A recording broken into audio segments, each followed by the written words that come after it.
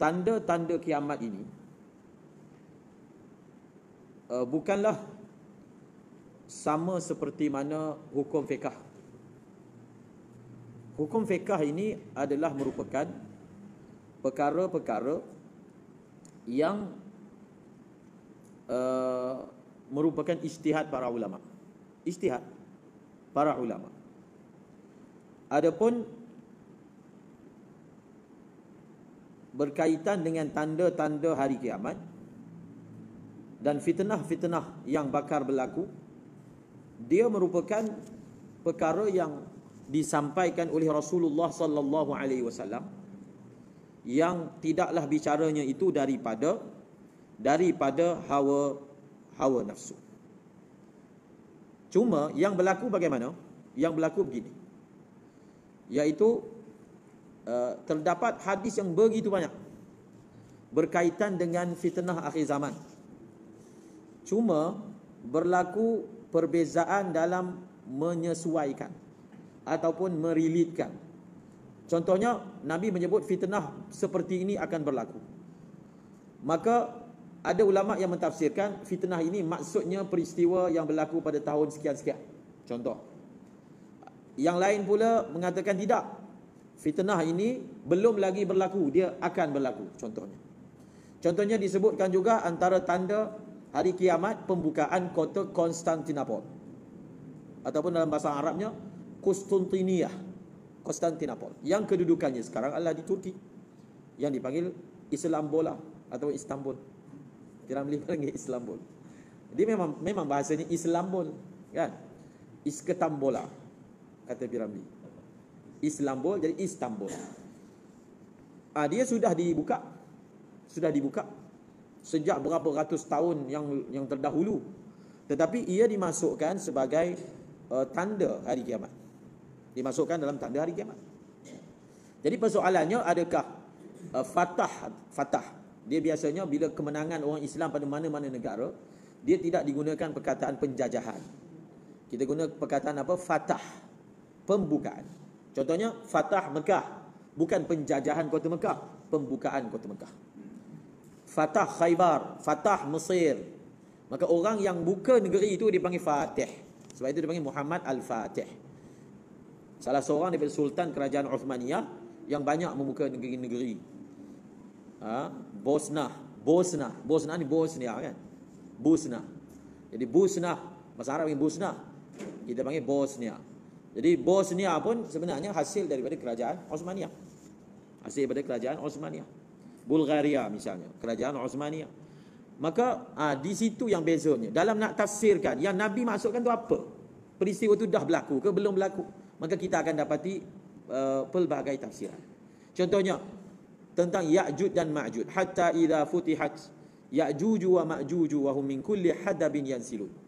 Bila dibuka sahaja tebing tembok yang telah dibina oleh Zulkarnain, maka Ya'juj dan Ma'juj itu akan keluar berpusu-pusu daripada setiap lembah, setiap sudut mereka datang. Ada yang mentafsirkan Ya'juj dan Ma'juj itu maksudnya Tatar,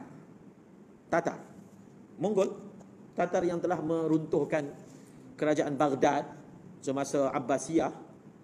Tatar. Jadi kalau Tatar ni 600 Hijrah, lama dah. Sedangkan Ya'juj dan Ma'juj ni antara tanda kiamat yang besar.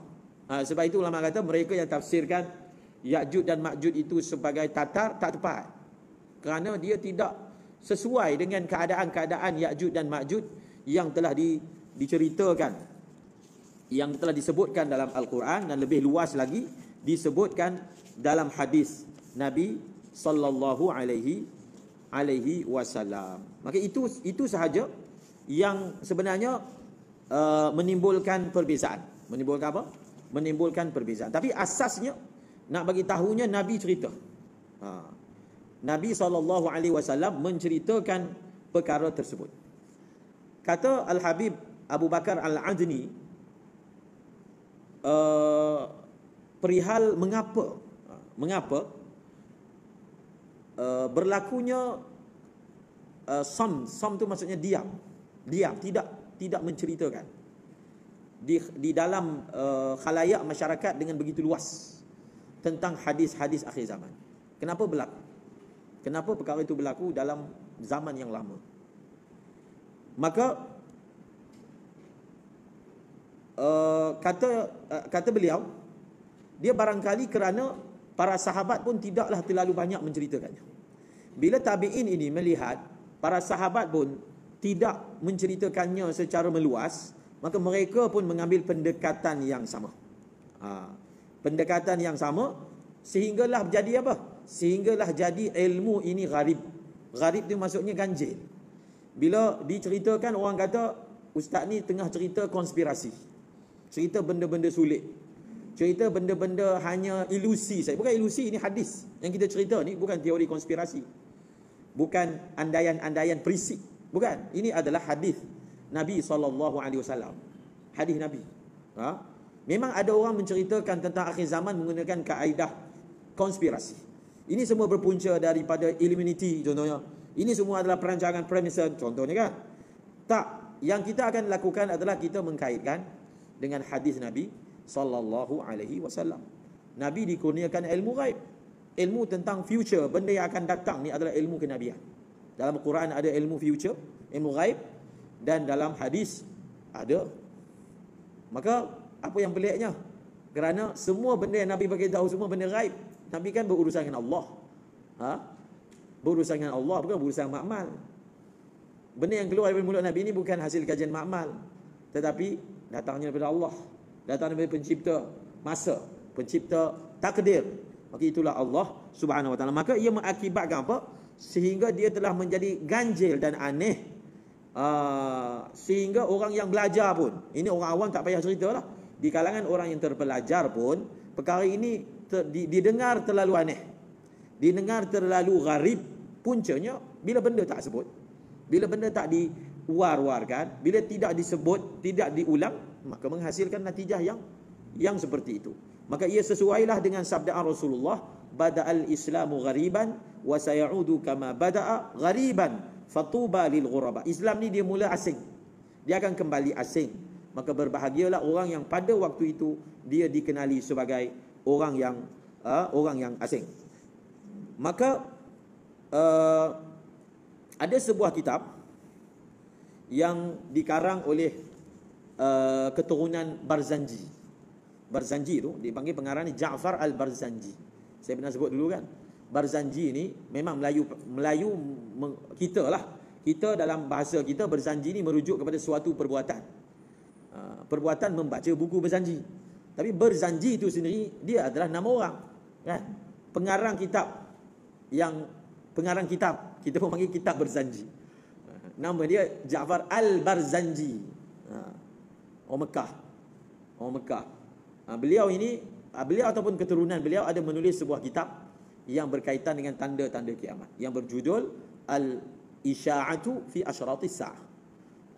Penyebaran cerita-cerita tanda-tanda kiamat. Maulana Zakaria Al-Kandahlawi ada menulis nota dan catatan untuk buku ini.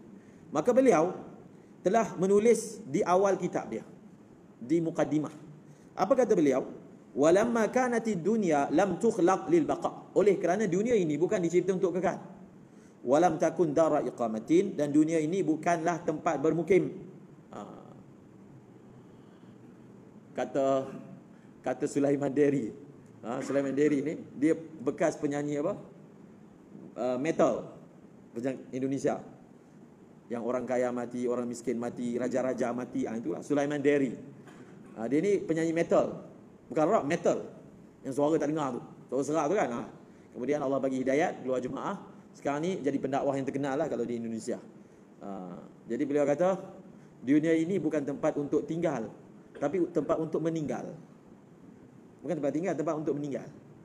Okay? Jadi dunia ini bukan tempat untuk tinggal, tempat meninggal. Meninggal, mati. Wa innama, dan hanya saja dunia ini manzil, transit. Dia hanya transit. Transit untuk menuju ke kehidupan akhirat, yang mana kehidupan dunia ini, kata beliau, dijadikan untuk mengambil bekal dan bersedia untuk menghadap di hadapan Allah Subhanahu wa taala. Dan dunia ini nanti kita akan baca, kita akan sorot daripada awal. lahirnya Rasulullah ataupun dilantiknya Nabi itu dah tanda kiamat dah. Apa dia? Rasulullah dilantik menjadi Nabi itu termasuk tanda kiamat.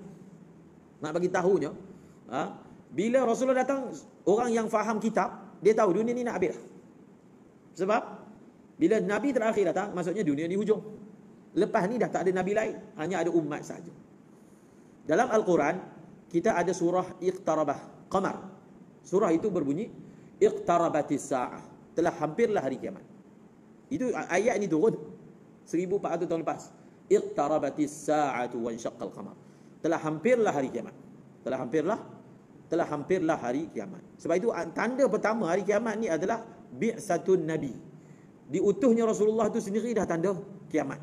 Kewafatan Nabi bertambah-tambah lagi lah tanda kiamat. Pengutusan Nabi itu tanda kiamat. Kewafatan Nabi lagi lah menjadi tanda yang seterusnya bagi hari kiamat. Jadi kata beliau lagi, dunia ni dah isyaratkan dia nak habis dah. Dah habis dah. Disebut di sini dalam buku ni, antara tanda-tanda datangnya yang disebut sebagai Al-Imam Mahdi adalah terputusnya sistem pengangkutan. Apa dia? Terputusnya apa? Sistem pengangkutan. Manusia nak berhubung logistik ni dia putus. Terputus. Dulu kita mungkin tak boleh bayangkan orang yang mengendalikan syarikat kapal terbang. Dia tak boleh bayangkan macam mana dia boleh tak terbang, kan? Dia tak boleh bayangkan. Segi permintaan tu tetap ada. Tetapi keadaan sekarang berlaku hanya beberapa bulan. Kalau berterusan keadaan ni memang gulung tikar. Syarikat penerbangan ni memang akan gulung tikar. Yang syarikat airport ni, yang buat bisnes dekat airport dah memang tutup dah. Kedai-kedai yang ada di airport, khususnya KLIA 1 dah memang tutup, kosong. Ini tak sampai setahun. Tak sampai setahun. Dan dia ke arah apa? Ke arah muflis. Sebab tak ada job, kan? Bukan orang tak ada duit, orang tak berani. Dia isu dia bukan orang tak ada duit. Orang tak berani. Orang tak berani. Dan satu lagi ada halangan daripada segi undang-undang. Saya tak katalah keadaan sekarang ini menunjukkan Imam Mahdi akan dekat, tapi itulah yang disebut oleh ada sebahagian hadis, akan terputusnya logistik. Sistem pengangkutan akan hilang. Mana manusia ni dia jadi payah nak berhubung. Payah nak berhubung. Kalau waktu betul-betul PKP sampai bas pun tak berjalan. Bukan bas tak berjalan, basikal pun tak jalan. Waktu tu basikal pun tak berjalan, kan? Mana boleh keluar daripada rumah? Bukan basikal tak berjalan, orang pun tak berjalan. Kaki pun tidak berjalan. Ya ataupun tidak, itu kita tak tahu, kan? Mungkin. Tetapi kita sebagai orang yang beriman mengambil waspada. Itu dipanggil apa? Tujuannya mengambil waspada. Waspada dia bukan maksudnya kita menyerah dan berhenti. Maksudnya waspada ialah buat persiapan. Buat persiapan dengan amal soleh kepada Allah Subhanahu Wa Taala. Maka beliau kata, oleh kerana dunia ini dah menunjukkan, ini cerita lama ni, 100 tahun lepas buku ni digarang. Dunia ni menunjukkan ke arah kebinasaan, maka sepatutnya lah bagi setiap orang alim untuk menyebarkan cerita tentang tanda-tanda kiamat dan menyebarluaskan hadis-hadis dan khabar-khabar yang datang. Sebarkan kepada siapa? Di kalangan masyarakat, dan membacanya kepada orang awam. Apa faedah dia? Faedah dia mudah-mudahan mereka akan berhenti daripada melakukan dosa dan hati jadi lembut dan akan terjaga daripada kemabukan, kelalaian dan sikap menangguh-nangguh atas amal soleh yang sepatutnya dilakukan dengan kadar segera. Ini mukaddimah bagi kitab yang dikarang oleh Syekh Al-Barzanji tadi, menerangkan mengapa apa yang mendorong beliau untuk menulis kitab seperti ini, kerana tidak lain tidak bukan dia hanyalah apa? Dia hanyalah untuk menghidupkan hadis-hadis Rasulullah sallallahu alaihi wasallam. Okey.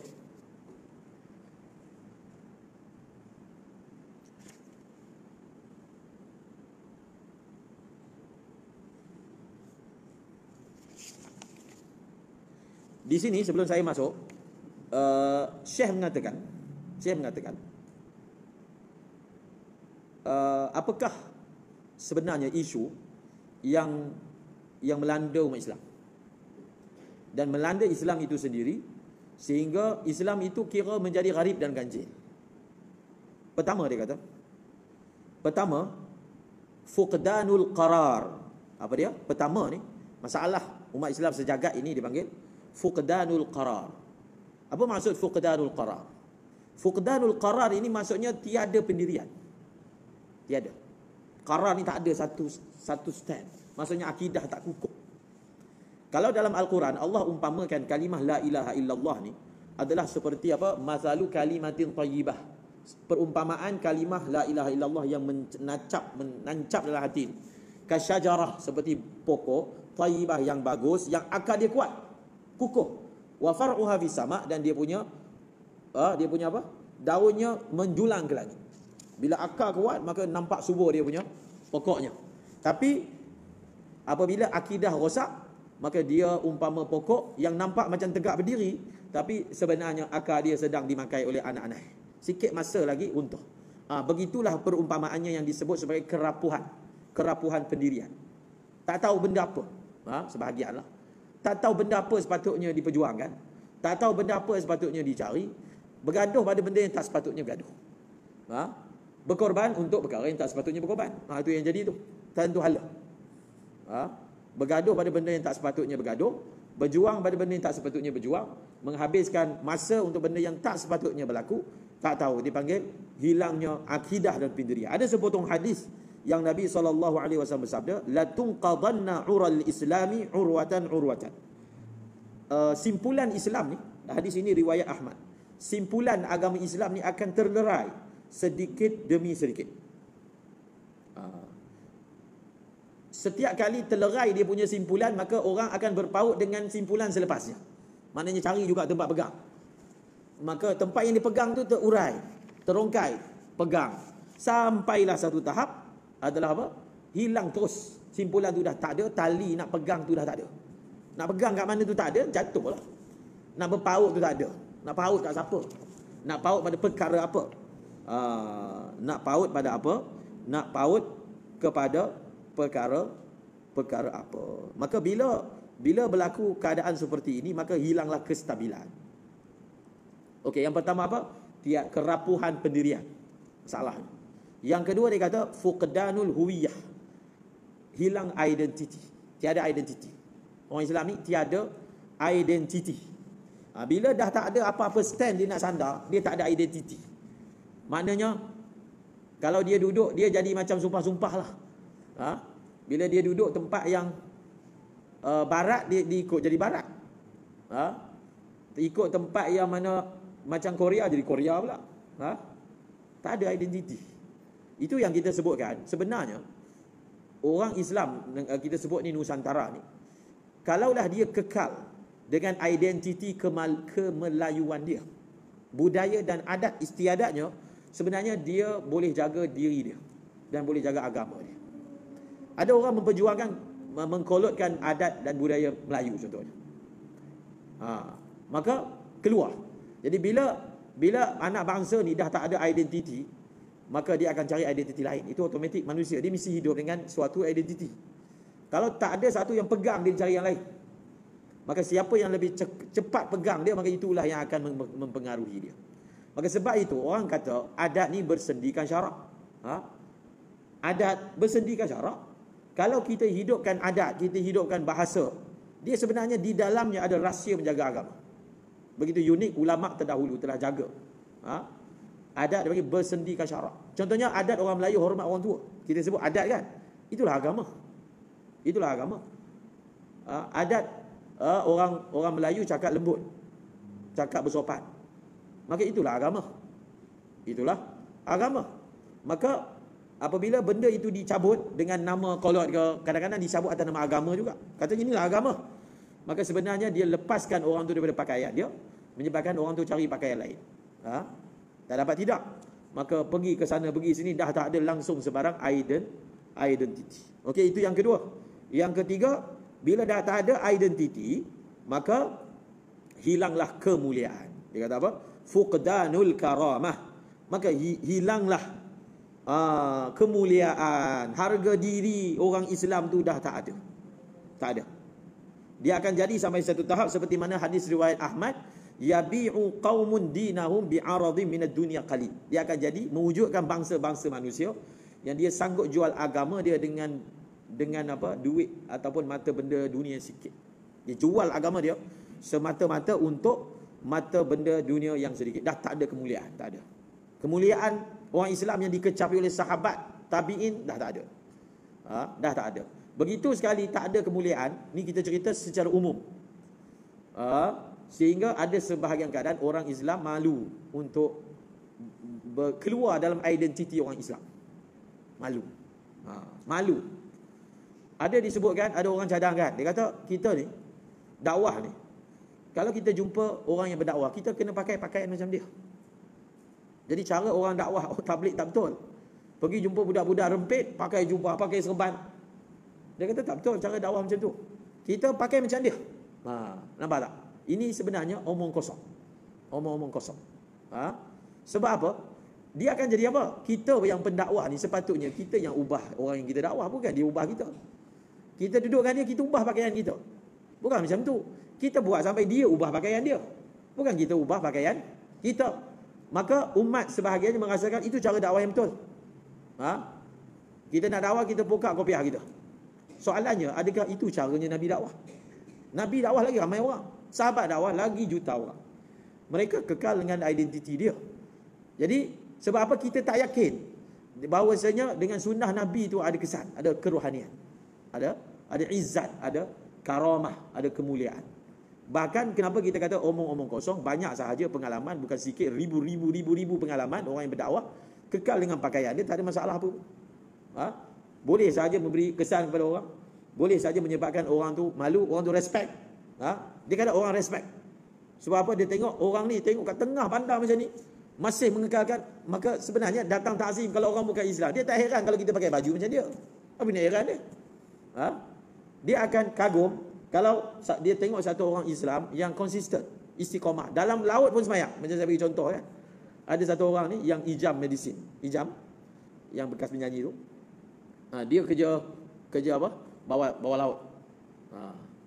Maka bila sampai waktu semayang solat, dia dengan kawan dia, maka selalu buat, kawan ni yang Jepun, kawan dia Jepun.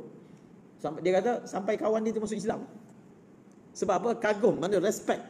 Dalam laut macam ni boleh sembahyang. Ini betul-betul orang kuat dengan agama dia. Dia akan tengok respect. Kita jangan sangka orang bukan Islam dengan kita tunjukkan zahirkan Islam dia akan mencinta. Ada orang Islam yang bukan Islam yang waras, dia ada respect. Dia ada respect. Dia tengok orang ni dia respect. Sebab apa? Kalaulah kita berebut dunia macam dia tak adalah hilang respect. Dia tak akan hilang respect. Ada satu perkataan daripada siapa? Sayyidina Ali. Dia kata, kamu jangan tunjukkan hajat kamu dengan orang yang lebih harta daripada kamu. Maka pada ketika itu, kamu akan jadi sama taraf dengan dia. Dia tak akan rasa dia lebih daripada kamu. Dia tak akan rasa dia lebih daripada kamu. Apa kata Sayyidina Ali? Kamu janganlah zahirkan hajatmu kepada sesiapa. Pada ketika itu, kamu dengan orang itu akan sama level. Tapi kalau orang tu dia mula keluarkan suara dia untuk meminta daripada seseorang, orang tu akan rasa dia ni bawah dia. Tapi kalau kita buat, dia panggil buat lembu kenyak, walaupun perlu kita diam saja, maka tak ada point untuk dia rasa dia lebih daripada kita. Itu hikmah, kata hikmah daripada Sayyidina Ali karramallahu wajhah. Bagus tu. Ada beberapa perkataan yang merupakan kata-kata hikmah daripada Sayyidina Ali. Antara lagi beliau kata, kamu berilah kepada seseorang, bantulah dia, kamu akan jadi ketua dia. Maksudnya, kalau kita banyak bantu orang, maka kita akan jadi ketua dia. Dan hendaklah kamu, yang saya sebut tadi lah, hendaklah kamu jangan zahirkan hajatmu kepada siapa, maka kamu dengan dia akan jadi sama level sahaja. Dia tak akan rasa dia lagi tinggi daripada kamu. Okey, kita sambung. Ini yang ketiga. Dan yang keempat, fuqdanul ajyal. Maka bila dah hilang, habislah. Apa mula-mula apa? Tak ada pendirian, kerapuhan.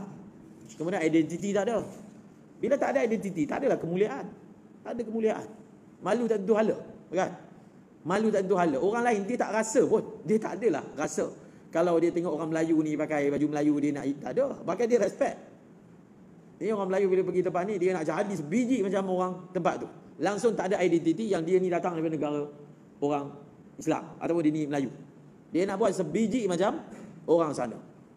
Orang sana pakai seluar pendek, dia pun pakai seluar pendek. Orang sana pakai tie, dia pakai tie. Pakai reband, dia pakai reband. Sebenarnya kalau kita tak buat, dia orang tak kisah pun, kan? Dia bukan kisah pun. Bahkan dia ada satu bentuk respect, kan? Oh, ini cantik pakaian ni. Sebenarnya pakaian kita tu, pakaian tradisional lah, pakaian tu cantik dan lebih megah pakaian tu berbanding pakaian kot.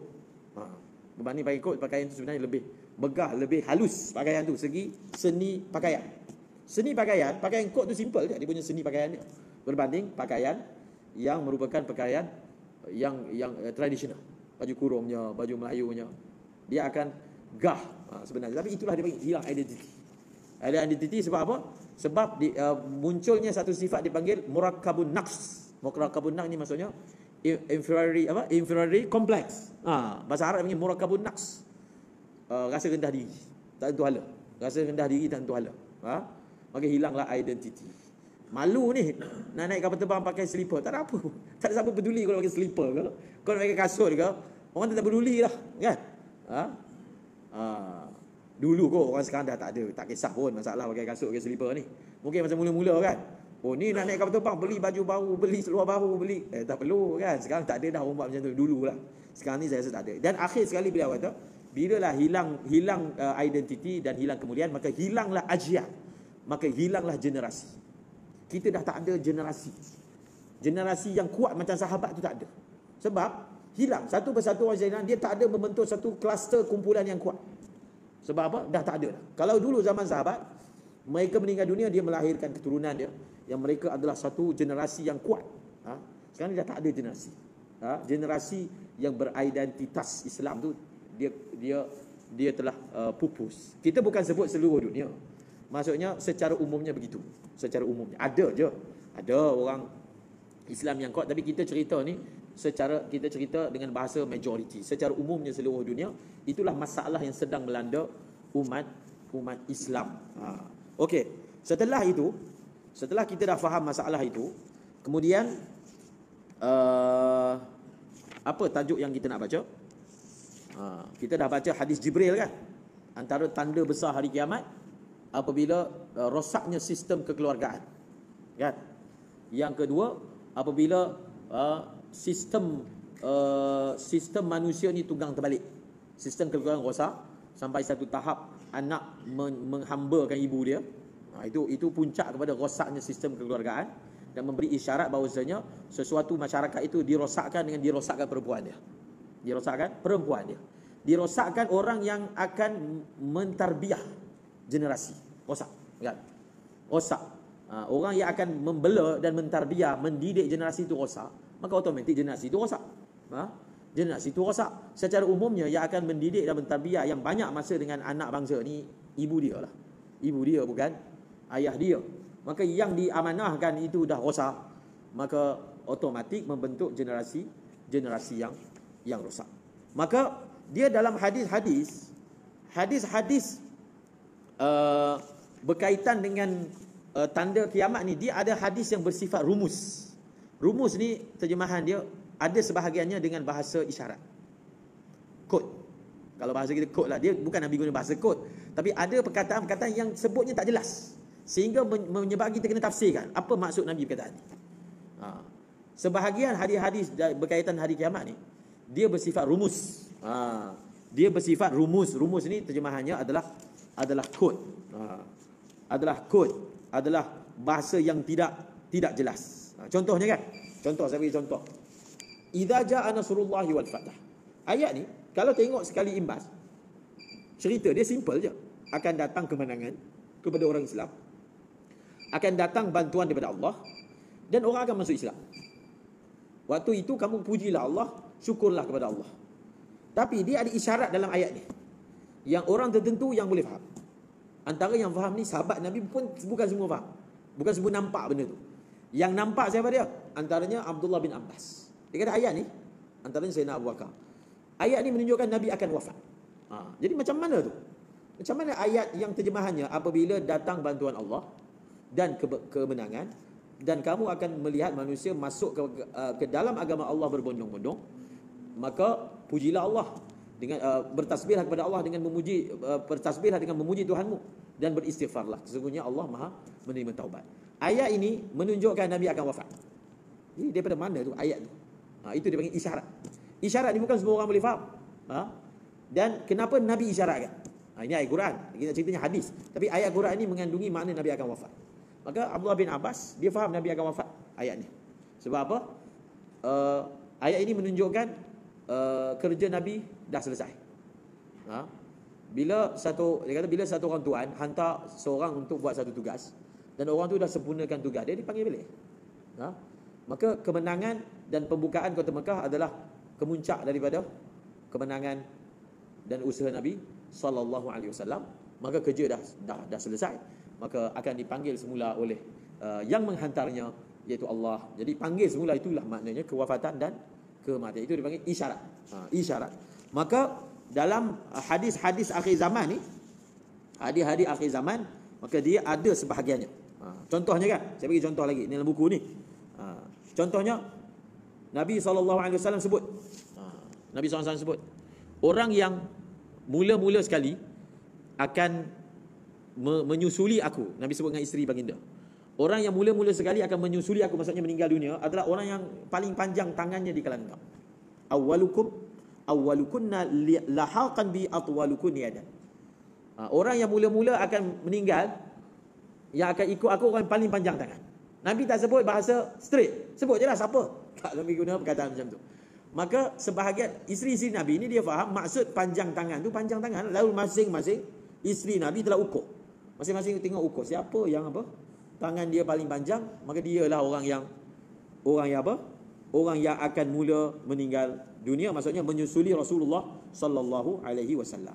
Rupa-rupanya bukan Nabi maksudkan adalah makna yang secara zahir, tapi dia adalah kiasan. Orang yang paling panjang tangan tu maksudnya orang yang paling banyak sedekah. Nampak tak? Digunakan perkataan yang tidak jelas. Itulah sifatnya cerita tentang benda-benda yang akan datang. Contohnya Syekh Al-Habib Abu Bakar Al-Adni mengatakan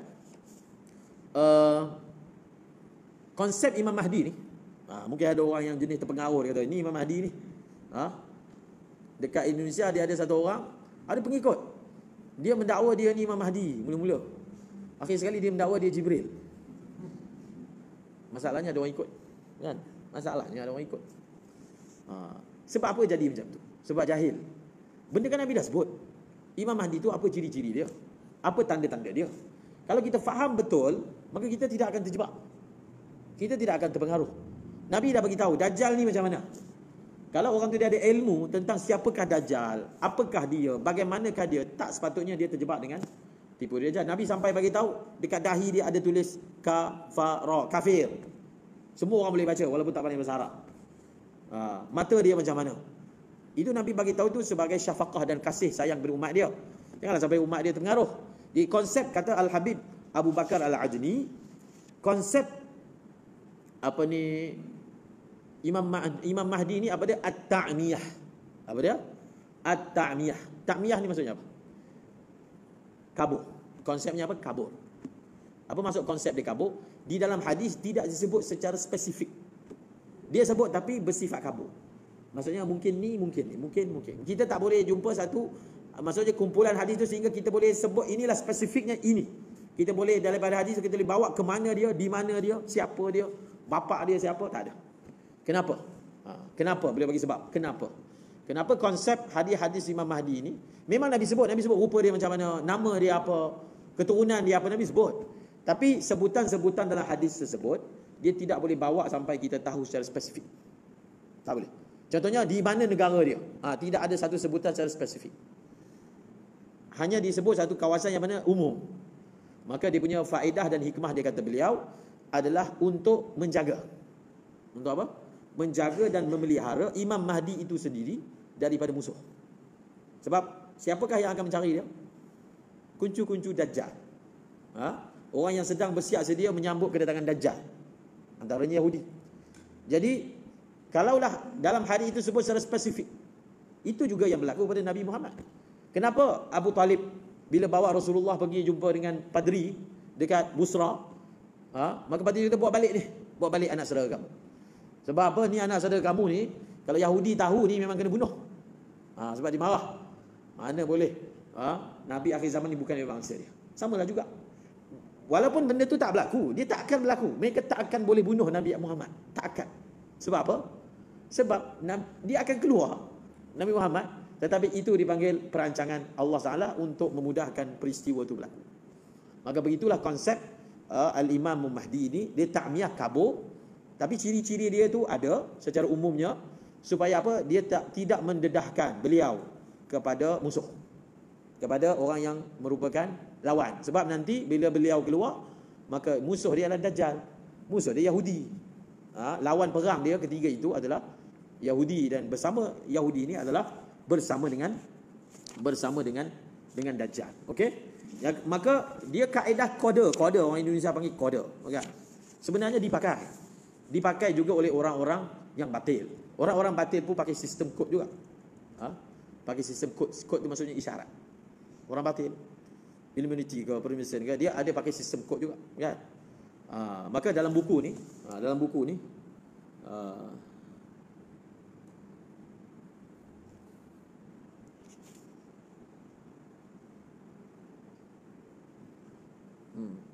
macam contohnya dalam perang, Nabi pun ada bagi guna kod di kalangan para sahabat. Dia bagi contoh dalam buku ni, dia bawa contoh apa ni, contoh yang ni, yang atas ni adalah Royal Coat of Arms of the United Kingdom. Ini Amerika, yang ni Osmaniyah punya lambang dia. Osmaniyah yang dah tak ada sekarang. Syiar Khilafah Osmaniyah. Ini semua ni ada dia punya isyarat dia. Macam kita punya lah. Kita punya pun ada. Dekat lambang tu, dekat bendera ke, dekat jata negara ke, itu semua ada dia punya tafsiran dia. Maka sistem menggunakan kod ini adalah digunakan. Ahli batil pun guna, ahli hak pun guna. Okey? Ahli batil pun guna, ahli hak pun guna. Cuma kita kena bezakanlah yang mana yang ahli hak punya, yang mana ahli batil guna, tapi penggunaan itu tetap berlaku. Maka tanda-tanda kiamat ni dia terbahagi kepada 3. Pertama, alamat kubra, alamat besar. Yang kedua, alamat wusta, alamat pertengahan. Yang ketiga, alamat sughra, alamat kecil. Alamat kecil. Alamat kecil. Okey. Alamat kecil. 3. Alamat besar. Alamat besar ni yang paling hujung lah. Alamat besar ni paling hujung. Alamat kecil paling awal. Alamat pertengahan tu tengah. Itu dipanggil, ulama membahagikan alamat-alamat kiamat ini kepada pertengahan, besar dan juga yang kecil. Okey. Akan dimulakan perbincangan dengan alamat-alamat pertengahan. Akan dimulakan alamat-alamat kiamat ni yang pertengahan. Contoh kan, kematian Saidina Umar, itu antara alamat kiamat. Kematian Saidina Uthman, pembunuhan Saidina Ali. Ini semua alamat yang berlaku sekali je. Dia adalah satu peristiwa kecil. Dia bukan peristiwa yang umum meratai kepada masyarakat. Contoh, kematian Saidina Umar, maksudnya peristiwa itu dipanggil alamat kiamat. Peristiwa pembunuhan Saidina Uthman, pembunuhan Saidina Ali, okey? Dan Khawarij, keluarnya Khawarij di zaman Saidina Ali. Maka itu semua dipanggil alamat-alamat pertengahan. Dituliskan di sini, dalam banyak-banyak alamat-alamat kiamat ni, alamat yang pertengahan ini adalah alamat yang sangat penting. Alamat pertengahan ini adalah alamat yang sangat penting. Sebab apa? Sebab alamat pertengahan ini adalah dasar kepada penubuhan daulah Islam yang pertama. Penubuhan apa? Kerajaan Islam yang pertama. Dia ada kaitan. Dan alamat pertengahan ini, kalau kita nak bahagikan, dia ada zaman Rasulullah ni ada 2 zaman kan. Pertama Mekah, yang kedua zaman Madinah. Mekah dan Madinah ni dia adalah episod yang sangat penting dalam sejarah Islam. Sebelum itu tak ada apa-apa.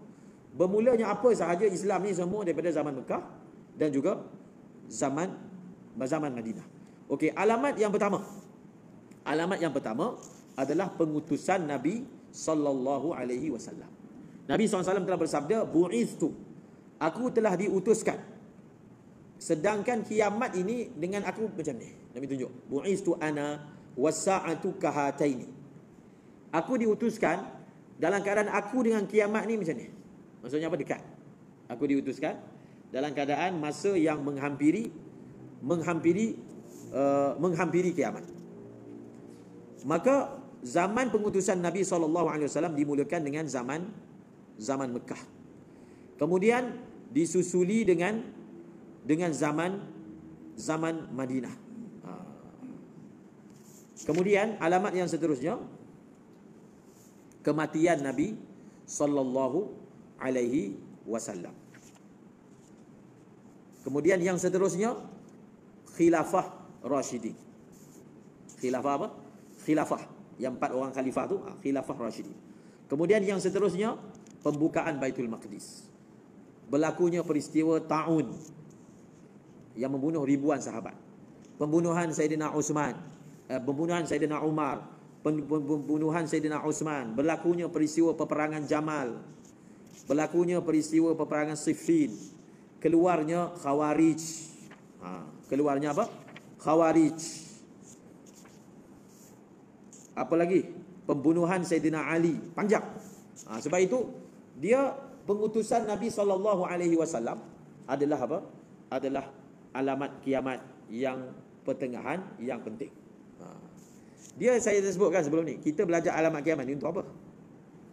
Dia bukan sahaja belajar alamat kiamat. Nabi juga ajar ketika alamat itu berlaku, kamu kena buat apa? Itu yang penting nak belajar. Bukan cerita, nak dengar cerita aja. Oh, Dajjal bentuk dia macam mana begitu. Bukan. Itu bukan maksud dia. Maksud dia bagaimana berinteraksi. Apa sepatutnya buat pada ketika itu. Itulah panduan Nabi. Bukan cerita sejarah yang akan datang. Ilmu yang kita nak dapat, kita kena buat apa? Bukan? Contohnya berlaku fitnah macam ni. Nak kena buat apa ni? Jangan dengar nasihat daripada orang yang mana bukan berpandukan Quran dan hadis. Dengar nasihat Nabi. Nabi beritahu buat apa. Tapi ada orang dia guna otak dia. Dia guna pengalaman dia. Maka dia buatlah. Macam contoh kan kita kata Dr. Said Ramadan Buti, semasa ada ura-ura pemberontakan di Syria, maka beliau pesan. Beliau kata jangan. Kan? Dia kata apa? Jangan. Yang beliau cakap jangan itulah panduan Rasulullah. Rasulullah tak benarkan untuk mengguling dan memberontak walaupun raja itu pukul belakang kamu. Oh, kita kata apa? Kita ada hak, kita cakap lah. Tapi Nabi cakap lain. Maka kita rasa apa yang kita faham tu betul. Kan? Maka kita buat. Tengok apa jadi. Nampak tak? Sebab apa? Kita punya ilmu tu sebenarnya bukan datang daripada hadis. Yang kita rasa yang dalam otak kita itu. Cuba kita siasat, ilmu tu datang daripada mana? Yang kita rasa cara dia dalam situasi macam ni, kita guling. Ilmu tu datang daripada mana? Siapa yang ajar? Ajaran tu bukan datang daripada hadis Nabi SAW. Dan kita selalu sebut, tujuan Syekh Said Ramadan tak bagi orang berontak, bukan dia bersetuju dengan apa? Dengan pembunuhan daripada pihak Al-Assad tu. Sebab apa? Sebab mudarat lagi besar. Sebab Nabi dah pesan, jangan. Nabi kata jangan. Kalau Rasulullah kata janganlah. Ini nasihat yang daripada orang yang mana dapat wahyu daripada Allah. Kan kita pernah sebut, beliau kata dalam satu wawancara dia, saya mimpi, saya melihat bahawasanya musibah, bala sedang mara datang ke negeri ini. Dan isyarat dia, cara nak selesaikan musibah ini, isyarat dia apa?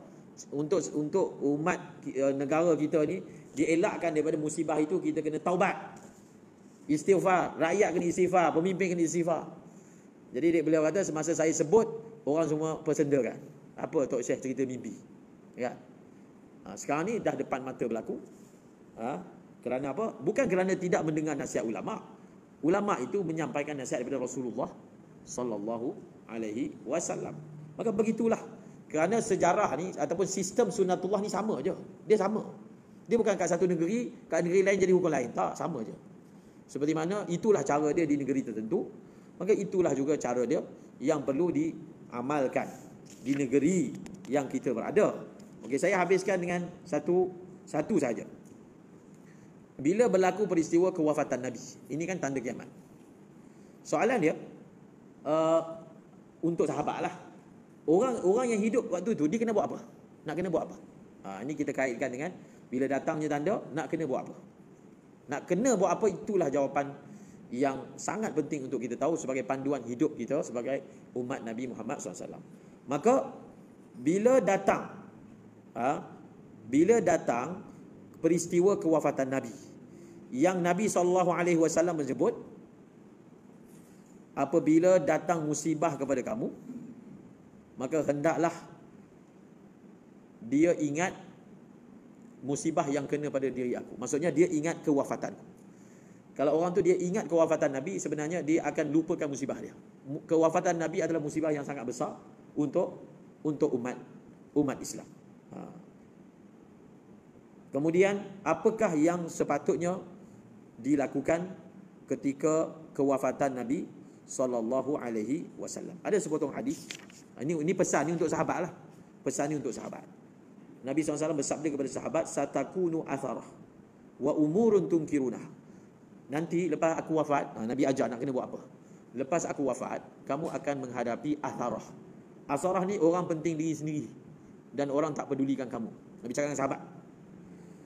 Dan kamu akan jumpa benda-benda yang kamu tak pernah jumpa sekarang. Orang buat benda pelik-pelik, kamu akan jumpa. Kemudian sahabat tanya Nabi, pada ketika itu kami kena buat apa? Ini bukan nasihat biasa. Nabi sebut kena buat macam tu. Maka Nabi jawab simple je. Tapi benda ini untuk orang yang beriman dengan demokrasi, dia susah nak faham. Sebab itu kita kena siasat. Benda yang kita rasa puas hati itulah fakta. Kita cek dulu benda tu datang daripada mana. Yang kita rasa itulah sebenarnya yang kita kena buat. Benda tu datang daripada mana maklumat tu? Maklumat tu datang daripada surat khabar yang kita baca ke? Atau pidato yang kita dengar ke? Ataupun memang sumbernya adalah sumber yang datang daripada Rasulullah. Maka Nabi jawab simple je. Ini pesan kepada sahabat. Kalau kita lagi lah, Nabi kata, tu'addunal haqqal ladzi 'alaikum wa tas'aluna Allah alladzi lakum. Kamu tunaikanlah tanggungjawab yang kamu kena tunaikan. Ataupun terjemahan yang lebih tepat, apakah tanggungjawab yang dibebankan ke atas kamu, kamu tunaikan. Dan hak kamu minta dengan Allah. Susah kan? Tanggungjawab kamu kena bertanggungjawab atas apa? Isteri, tunaikan tanggungjawab isteri. Jiran, tunaikan. Atau dengan bahasa mudah lagi, kamu tunaikan hak orang lain dan hak kamu minta dengan Allah. Kamu tunaikan hak orang lain, hak kamu minta dengan Allah. Bukan kamu bergaduh dengan orang supaya kamu nak dapatkan hak kamu. Ini memang 360 darjah terbalik dengan sistem demokrasi. Betul tak? Memang 360 darjah. Macam mana tu? Kan? Kita kena berjuang sekecil-kecil hak dengan sebesar-besar hak, kan? Jadi macam mana pula Nabi pesan kat sahabat ni? Kamu tunaikan hak kamu. Maksudnya benda yang tanggungjawab kamu buat, yang kamu punya minta dengan Allah. Rayu dengan Allah, ngadu dengan Allah, begitu begini. Ini benda ni sangat apa? Sangat perlukan iman. Nak lawan tu. Ustaz yang cakap pun tak boleh kak. Nanti dia duduk depan sekali, demonstrasi. Tapi apa dia? Tapi itulah hikmah yang sangat besar. Kalaulah sahabat Nabi pada sahabat Nabi berada di zaman yang mereka jadi rakyat. Zaman Umayyah. Mereka terpaksa menghadapi pemimpin yang zalim. Zaman sahabat tidak ada pemimpin zalim, kan? Umayyah.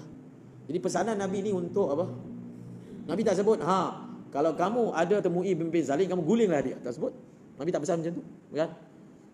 Tapi Nabi kata kamu sabar. Jadi ini meredha kepada tak. Kalaulah kerana menggulingkan itu menumpahkan darah, maka lebih baik sabar daripada tumpahkan darah.